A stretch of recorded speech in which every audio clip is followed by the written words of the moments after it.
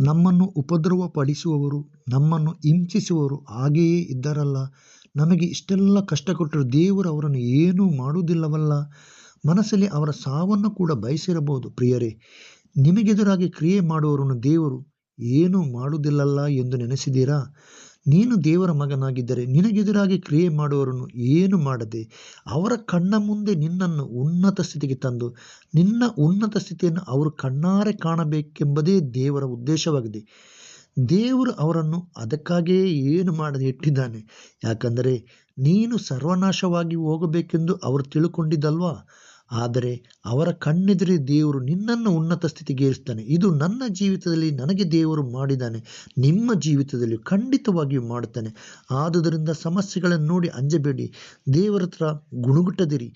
ದೇವರು ಮಾತು ತಪ್ಪದವನು, ತನ್ನನ್ನು ನಂಬಿದವರಿಗೆ ಸಹಾಯ ಮಾಡುವವನಾಗಿದ್ದಾನೆ ನಮ್ಮ ಯೇಸು ಕ್ರಿಸ್ತನು.